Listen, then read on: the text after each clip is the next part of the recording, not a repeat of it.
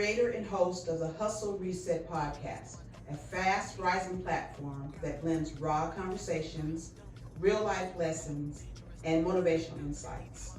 From business and entrepreneurship to faith, culture, and relationships, he uses his story and perspective to inspire people to bet on themselves and reset their grind and build a better life. Beyond podcasting, he is a serial entrepreneur running a home healthcare agency in North Carolina, while also developing media apparel and live events under the Hustle Reset brand. With a mix of viral moments, mic drop conversations, and community-driven projects, his mission is simple: to entertain, educate, and empower people to hustle with purpose. Please give a warm welcome to Mr. Mike Bandz. Hey, appreciate it. Hey. Hey, how you doing? I'm doing all right. How about yourself? I can't complain, I'm here. All right, that's what I'm talking about. I'm glad you're here. Oh yeah. We welcome you. Yeah, I appreciate you. Yes, sir. Let's go ahead and I want to do an icebreaker. Would you rather be famous and poor or unknown and rich? Unknown and rich. Unknown and rich because are we talking about riches and monetary, like money, or riches in spirit? Which are we talking about? Rich in spirit. Rich, yeah, definitely rich in spirit. Yeah, I feel like I'm rich in spirit right now, and yeah, that way I can make sure the people around me are good. Because if I'm famous, I feel like I would be a slave to my fame. I can't go to Walmart if I wanted to. I can't go to the mall if I wanted to. And I'm big on family, and I don't want my family exposed. Yes. If that's not what they want to be. Mm-hmm. So yeah, I'd rather be rich. Okay. Yeah. What does success mean to you? Success to me means able to take care of my family, making sure my kids are good, making sure they don't have to struggle or live the type of life that I had to live. That's success to me. All right. Now, your podcast, The Hustle Reset, what made you come up with that name? How did that come about? All right. Okay. So back in 2020, what were we in? 25. So 2020. So 2022, I had got into some legal trouble, but I didn't have to go to court for it until 2024. So once I went to court, I got hit with my charge and everything. So I had to reset my hustle. Everything that I had going on, my whole life shifted. So I had to go from one thing to another. But the hustle was always in me. I just had to reset it. And I wasn't able to do certain things. So I was like, let me come out with a podcast to warn people, because the way that I got in trouble, I don't like to use the word scam, but I was misled. I was misled and followed the wrong people, chasing the money. And sometimes, they can blind us. Yes, sir. And I just wanted to put my word out to let people know, hey, this is what I went through, and I wanted to warn people, hey, be aware. And sometimes you have to reset your hustle. Don't never give up, just reset it. So that's how I came up with it. Wow. And your podcast on YouTube has, what, 5.33K subscribers? Yeah, I think so. I haven't really looked at it, but probably so, yeah. So you're monetizing, right? No, not yet. You're not? Okay. How long have you had the podcast? I started it up in January of this year. Dang, you got that. So what can we tell the viewers about how to, if they're interested in starting a podcast? Of course, I know they have to, get their niche first. Right. But what are you doing that's maybe how you gathered your subscribers so fast? I don't know. The thing is, when I first started my podcast, I didn't want guests. I didn't want to interview nobody. I just wanted to get on there and just vent, because my podcast to me is my therapy. Now I am in therapy now, but before I just wanted to get on there and be able to vent and get my bars off, so to speak, because I do music, so I just want to get my bars off. I want to get my content out there, and I think just me getting on there, being my authentic self, people can relate. So and people share it. That's where you get your subscribers from. Somebody see your content and somebody share it, and somebody else share it. That's where the subscribers come from. And then also dropping short clips on Instagram, YouTube, and telling them, hey, follow me on YouTube, go subscribe to my YouTube channel. If I meet somebody, hey, I got a podcast, subscribe to it. Yes. Yeah. So just word of mouth and just advertise. So do you the content the creation content part of it, do you use, what type of tools do you use to, or what do you do for your podcast? As far as what? Like certain apps, or just what kind of stuff do you do, like for creation, the creative side of it? Well, the creative side, I edit, like I do like my short thing. Well, I shoot my podcast and then I edit on Adobe Premiere. Okay. Yeah, I didn't know how to do it. But when I first started shooting, the reason it looked so good in the beginning, I hired somebody to come in for the first like 4 months. It was expensive, but I wasn't paying. Well, I was paying them for the quality because they always shot my music videos, so I was paying them for the quality. But I was a sponge as I was sitting around them. I was soaking up everything that they was doing. They didn't know it. I was paying attention to the kind of camera he had. I was paying attention to the lighting. I was paying attention to the audio and all of that. And I would be in there recording on my phone, and then I would go home and I would study, and I'd be like, okay, this is the kind of camera I need, the lights. And then I just went and bought everything, and then I paid him to come over and set everything up for me. Wow. Yeah. And wow. now I know how to do everything on my own. So now I'm saving a ton of money now. Wow. So you don't have no people that work for you or nothing? You just do everything yourself? Well, I don't like to say it work for me. I contract them out if I need it. Yeah. Okay. So if you see me like out in the community or something, I got my camera guy with me. Or if you see me interviewing somebody, I have my camera guy come in and stuff like that.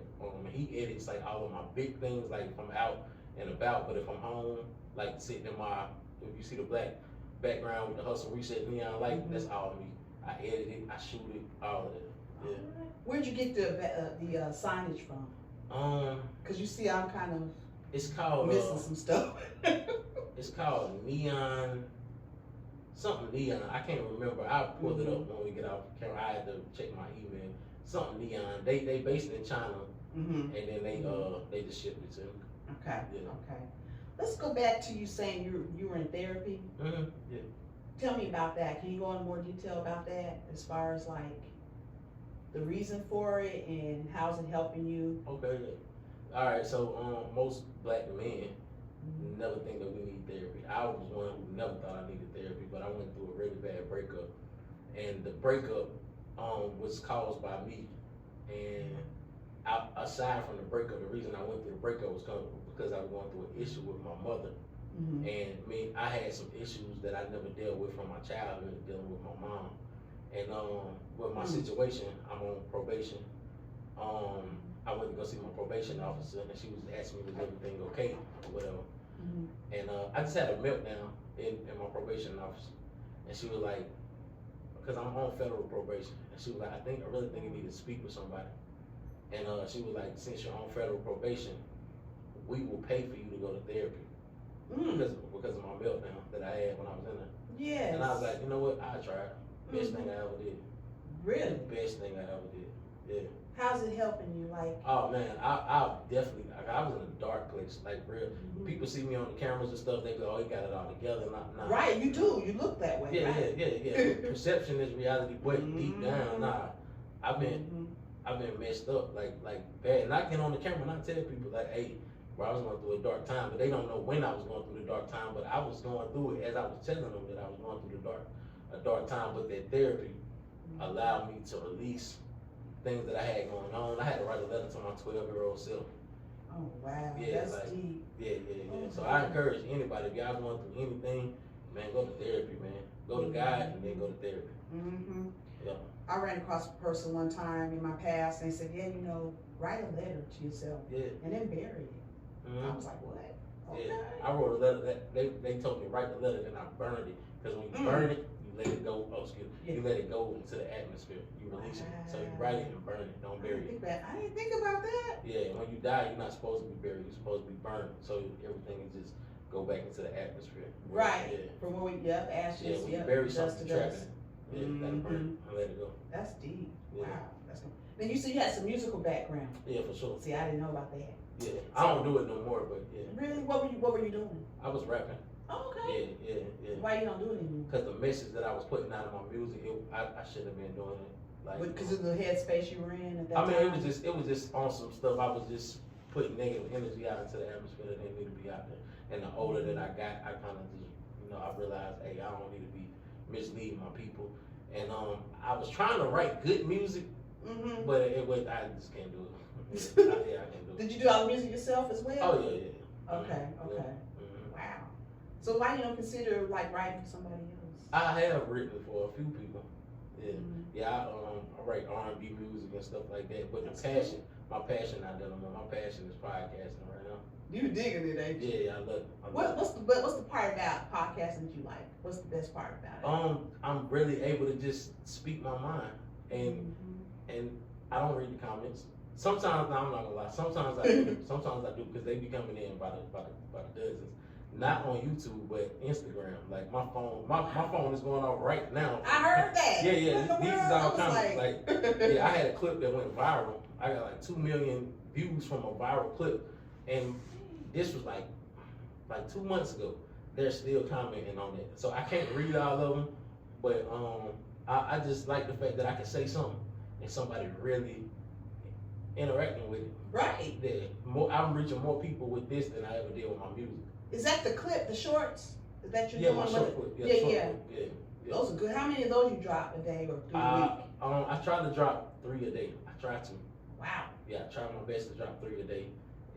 Sometimes if I got something going on, I might forget to do it or something like that. Or if because like I said, I've been doing this since January. So if I hadn't shot an episode, I go all the way back from January and take an old clip that I posted months ago and repost it and see if it do better than it did the last time. So that's a good tip. Yeah, I recycle. I definitely recycle. What do you remember your first guest that you had on your podcast? Yeah, my first guest was by default because I said I didn't want a guest at all. Yeah. So I was going to this because, like I said, when I first started, I didn't have my own space that I was shooting in. I didn't have my own cameras. I was paying the camera guy, and so I was going to this place called Creative Space WSNC. My dog Orlando Davis. I was going down there to his space, and I was just recording my solo episode.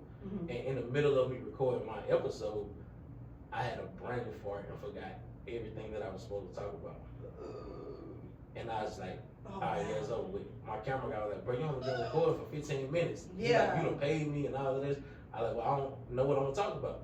And so the guy Orlando was like, bro, just let me come in and we'll chop it up and I'll be your guest. And he came in, he was my guest, and we actually had a good conversation. And I was like, you know what? I'm about to start bringing guests in. Yeah. Because it's easier to just, talk to somebody versus sitting there talking about yourself. Now it's easy for me to talk about myself now because I write my stuff out. And do you write it out? Okay. Yeah, I got whiteboards like all in my room. I may have a whiteboard sitting up against this camera or sitting up against the wall and sitting up against this. And people always ask why I wear shades because I don't want people. I was going to ask you about that. Because I be reading from my whiteboard and I don't want people to be following my eyes from what to see that you're reading. Yeah, exactly. Right. Yeah. Is that like what you ever consider like a teleprompter or no? Not, but I did have a teleprompter. Okay. But I was having to control it. I had a remote and I was having to control it, and then sometimes it just started rolling so fast and I can't keep up with it. I was like, man, I'll just write this stuff out that way I ain't got to try to keep up with it. Yep. Wow, that's cool. What's one of the you consider one of your best episodes that you had and why? My best episode that I had.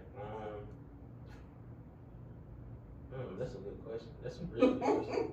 Gotcha. I think I think my best episode that I had so far was College is a Scam.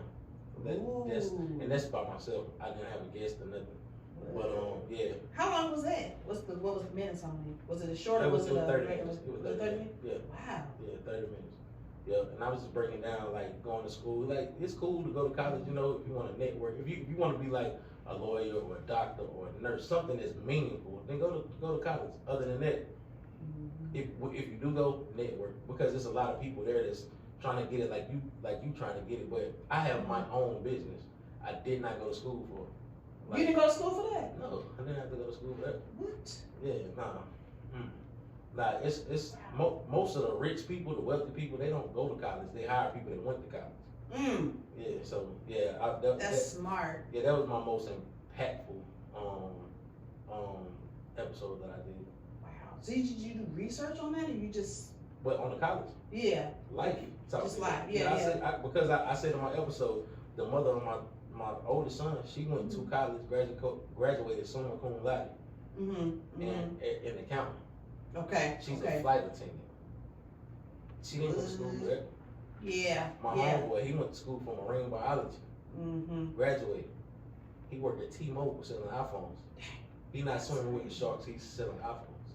What? So he spent all that money. He owed $50,000 in student loans. She owed money in student loans, and they not even. What did you go there for? I didn't go to college. I'm not in debt, and I own my own. That's what I'm talking So about right there. Me Right, go to college student. Right. You. College is Right, a scam. It is a scam. Yeah. I actually feel that way too because I went to school to be a reservation agent. I never used that degree ever. Yeah. My whole life. Mm-hmm. It was a waste, and it did put me in debt till Biden came in. But anyway, yeah. Yeah, but while you were there though, did you make any connections when you was there? That's what I think college is more so for networking. That is. Networking. Yeah. There was no money in making it. You didn't make any money. It was too late. I already invested. I was already in it. I was like, wow, you can't, make nothing out of it. Yeah. When you get out, you come out. So. Yeah.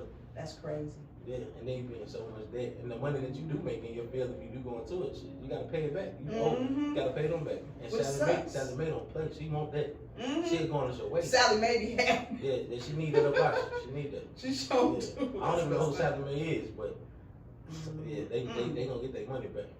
Do you think maybe we shouldn't have to do that, go through all that? That we should just be able to why we need to spend money for education and all that? Of course, I don't think we should have to do that, but the way that the system is set up, they make you think that you have to go to a specific university or community college to be successful in life. That's just what they program us to think that. They program us in so many different ways. It's crazy. It's crazy. But once you tap out of the program, you realize, okay, I don't need this system. I never needed this system. But that's just like regular, like when we was going through school, elementary and all that. Yeah. A lot of stuff they was teaching us, we wasn't gonna be able to use. Yeah. Do you know what the Pythagorean theorem is? No. I learned that in school. I don't use it at all. Do you know what the pi is? The PIM. Oh yeah, no. Please excuse my Sally and all that. I've never used none of that. No. 2x times 1y, whatever. What for what? What? Right. Yeah. Right. Yeah, I never understood. Yeah. I think didn't it? Who does the education? Was it the Rockefellers and all them people like that? Yeah, Rothschilds and all of that. Yeah. But if you control the way people think, then you can control the way that they move through life. You control them with everything from school, from education to religion to the foods that they eat. You control them. But once you tap out of it, you are in control. You are in control of your own, and that's what they don't want. They don't want you to be in control. Nope. They will lose control once you realize everything is within. Everything is within. My next episode that I'm going to shoot tonight is called like the spark of God. It's within you. Ooh, I like that. People be so busy looking for God outside of them. Yes. It's in you. It's in you. Yeah. Ooh, because they say everybody's a God, kind of like that. Yeah, for sure. Yeah, for sure. And that's why I feel like I ain't gonna get too deep. No, you can. That's what I like about you because you are deep. I love that. Please do. Yeah. So I feel like if people believe in Jesus, I don't know. Certain people believe in Jesus, some people don't. Yeah, but I feel like that's why they had to crucify Jesus, because when he came back on the scene, he went missing from 12 to 30 to his 30s. Yes. He was in Egypt and India learning their practices and stuff like that. And the stuff that he learned while he was gone was, hey man, you have the spark of God inside of you. You can raise somebody from the dead. You can heal somebody. You can turn water into wine. And the Romans had to get rid of him because he was teaching you don't have to look for a savior, nothing outside of yourself, because you have the same power of God inside of you. And once people realize that and they wake up, they can't control you. So they had to get rid of him because he was messing up their whole system. Yeah. I could be wrong. That's crazy, but that makes sense. Yeah. Wow, that's a light bulb moment for me. I never looked at it like that. Yeah. Wow, that's big. If you convince the people that they're flawed, then they're going to be seeking for somebody to come save them. The very first book of the Bible, Genesis, they tell you that you're flawed. Why is that? But I thought when he created you, though, he said it was good. So why are you flawed? I don't know. The first thing Eve did was committed a sin. Right. How was that the very first thing that she did? The very first thing that we read after he created the heavens and the earth, somebody messed up. Yeah. How is that even possible? Because they got to create a problem so they can help you fix it. They have to create the problem. They have to make you feel like you are less than. But then that you can probably go back to the writers of it. Who are the writers? Do you read Supposed Bible? to been disciples, Do you but read Bible? I do. What version do you read?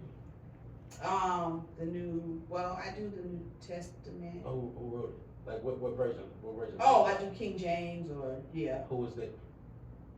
I think he was like, he wasn't a disciple. Nah. He was he in England or something? Or? He was King James was a king Yeah. Yeah. But do you know who he was as a person? Didn't he write another book that was kind of like evil or something? No. I ain't talking about like. I'm not talking about his work. I'm talking okay. about him as a person. I don't know. He beheaded his mother. He did say what? Yeah, he beheaded his mother. He killed his own mother. What? Yeah. And this is the person that. Yeah. Yeah. And trying to tell us who God is. Yeah. But Yeah. then there's a supposedly Ethiopian Bible. Exactly. Yeah. Yeah. And it's 66 books of the Bible now, but there's so many books missing. Enoch, Jasher, Book of Thomas. There's so many. So books many. Yeah. And he chose which ones went in there and which one. Yeah. But he wasn't even the one that wrote it. He delegated that task to other people. Shakespeare. He wrote write the Bible and stuff like that. Shakespeare? Yeah. That's why it's so much That's deep. poetry and like words that like make you feel okay, yeah. Because you had a team of people come together and write it. Yeah. But I mean, I don't want to get crazy too though, deep into it because yeah. I understand what you're saying. We could, but that's crazy. Yeah, for sure. Because now I want to say like they just want to be underneath this. They want to have control. They want control. Yeah, most definitely. Like, yeah, we're not gonna say who they are, but when you read your Bible, you know who they are because the names are them: Peter, Matthew, Mark, Paul, Mary, Adam. How many black people do you know with them names? You don't. How many people over in Egypt, in Jerusalem, do you know with them names? You don't. Exactly. When you look at the picture of Jesus. What's the picture that you normally see? Yeah, pale face, blue eyes. Yeah. So they take the Middle Eastern story and they Europeanize it. They make you forget. And why are there no African? There's no stories of no Africans in there. Because now I'm thinking, because if we go back, I mean, they came later. Exactly. And when they came with so much stuff to deceive. If you make people forget who they are, then you control their future. If you erase their names, because the name of Jesus, if you really study the Hebrew Bible, because everything was translated from Hebrew to, do you know what his name was before they switched it to Jesus? I don't. Was it Yahweh? It wasn't Yahweh. No, Yahweh was God. Was it Yeshua? Yeshua. Yeah. Do you know what Yeshua means? No.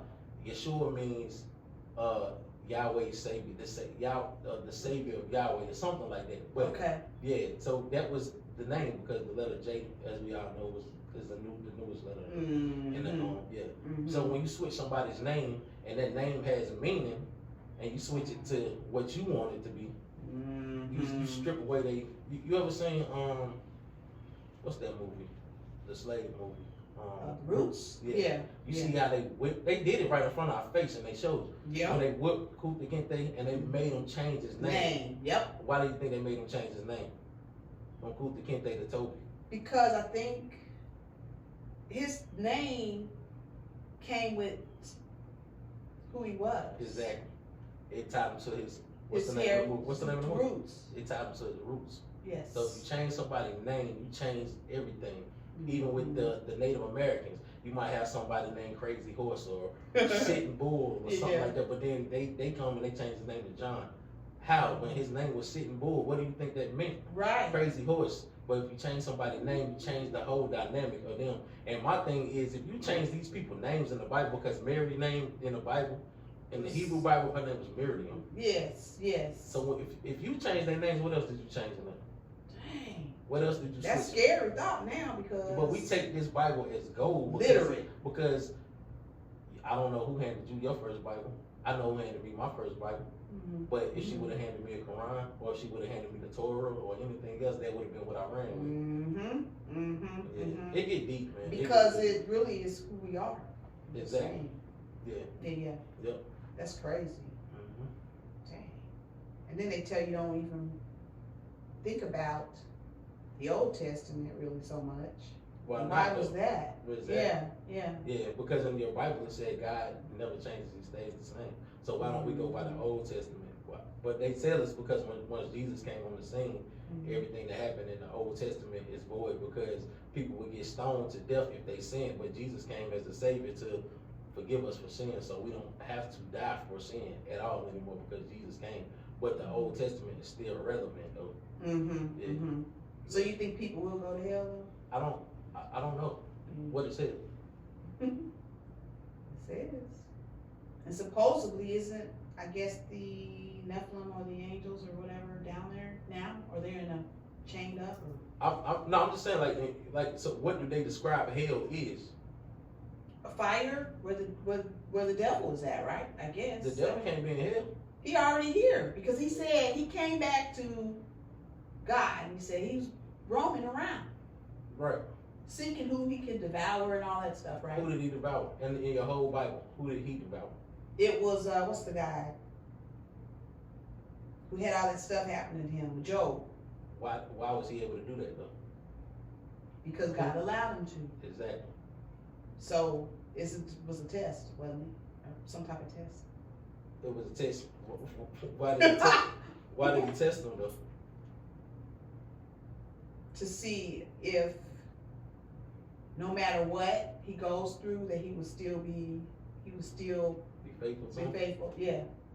Are you married? Okay. Well, if you was married, would you send your homegirl over to your man to see what no. No. You wouldn't do that? No. Because you believe that if he's done nothing but show you how faithful, he buy you flowers, he when you sick, he take care of you, all of that. Why would you send your girl over there to hey, let's test them right quick to see? And then the crazy thing is you speaking of Job, do you know what all was done to this man? Not all. I know he got family. sores. Yeah, they killed his family. He had to start all over again, right? I mean, he lost his home and all that. Yeah, right?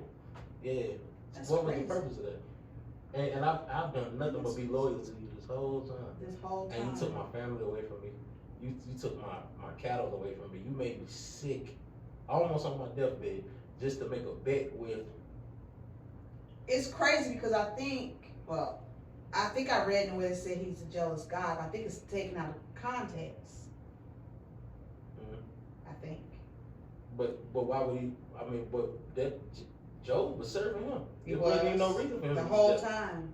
Yeah, I don't know. It's stories like that make me question. Like it does. Yeah. But jealousy. Do you know what the definition of jealousy is? Not really. Envy. Yeah. What?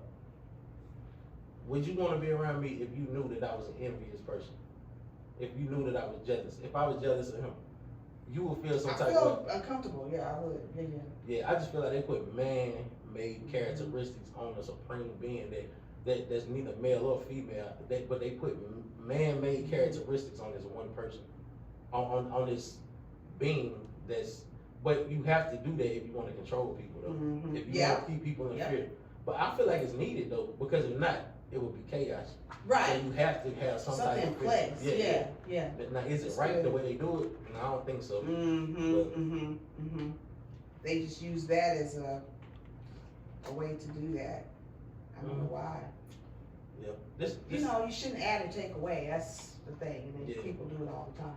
Yeah, me and my homeboy, we was talking yesterday, because I always get into these conversations, because he's like, hey, the word is God and God is the word. And I was like, okay, if that is the case, who gave man authority to remove books from it then?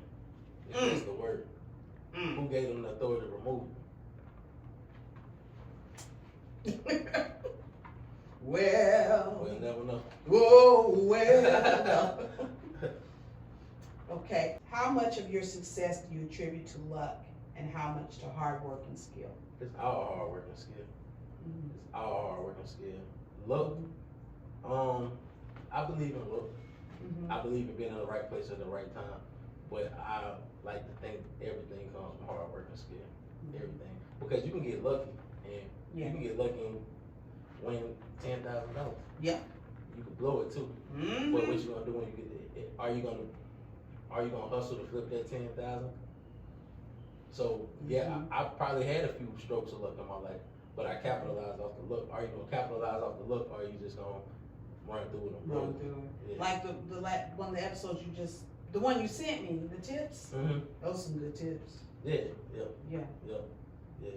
But so you say, do I base is my success off of luck or hard work? It's definitely hard work. Hard work. What type of tips or last words would you like to share with our viewers as far as if they want to be an influencer or start a podcast or just consistency. If that's first, before consistency, you have to do it. You gotta, if you want to do a podcast, shoot your first episode. It don't matter if you got $100,000 cameras, $10,000 cameras, camera phones, anything. Just do it.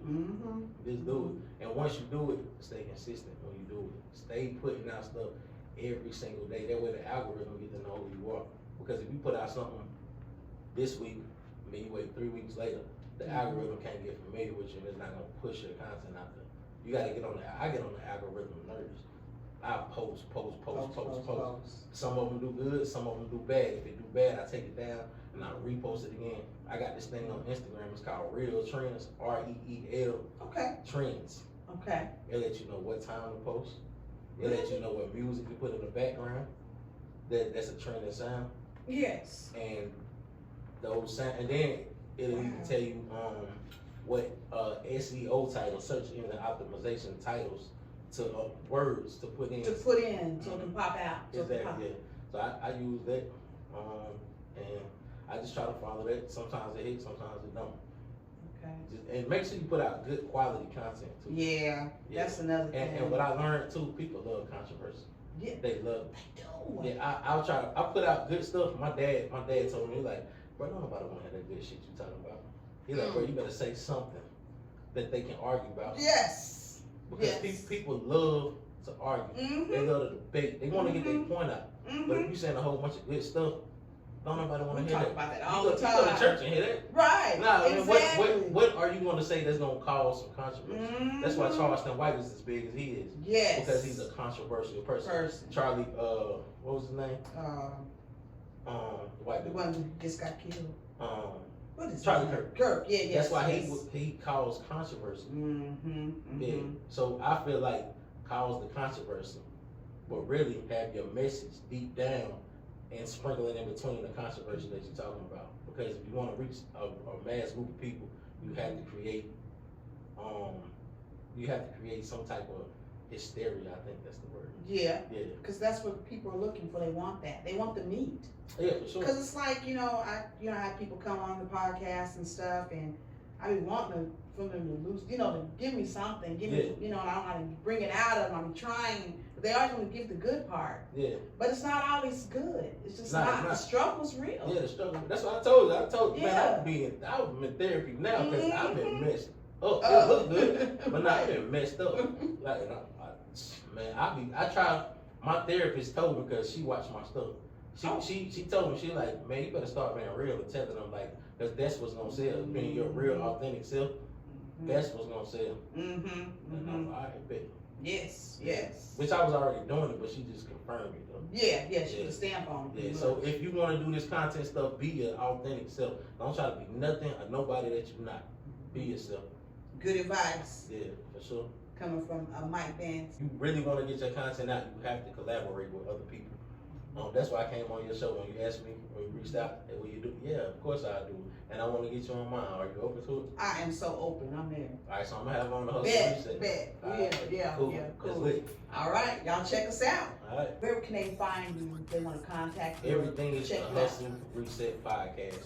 All my social medias, my YouTube, everything is the Hustle Reset Podcast. That's the brand. Don't search Mike Bandz because you're going to find some whole other stuff with me rapping and stuff like that. But if you want the content, it's the Hustle Reset Podcast. Okay. Yeah. All right. Well, thank you so much for coming on the Artistry Unplugged. And Make sure you check him out. I'm telling you, you will not be disappointed. He's got some good quality information that you guys can use. Also, I wanted to ask you, if you had a superpower, what would it be and why? What would my superpower be? Mm-hmm. You really want it? Yeah, yeah. It's gonna sound crazy. To be invisible. No, that's not crazy. Yeah. And listen, I don't think we even had this on here before, so yeah, why would you want to be invisible? Because sometimes I just don't want to be seen. Sometimes I just want to walk in the room and nobody notices me or nothing. But you got a podcast. Yeah, but I needed to get my message out. Okay. Yeah, that's the only reason why. But yes. Sometimes I just don't want to be noticed. I just want to be invisible. But when I was younger, my prayer was to be able to walk in somewhere and my spirit just light up the room and everybody notice me. Wow. You gotta be careful what you pray for. Ooh, you know, yes. Yeah. That don't sound good. Yeah, you might get it. You might get it. Yeah. Mm-hmm. But be invisible. Yeah, be invisible. I like that. Mm-hmm. All right. Well, thank you for tuning in, y'all, to Artistry Unplugged, and we'll see you next time. All right.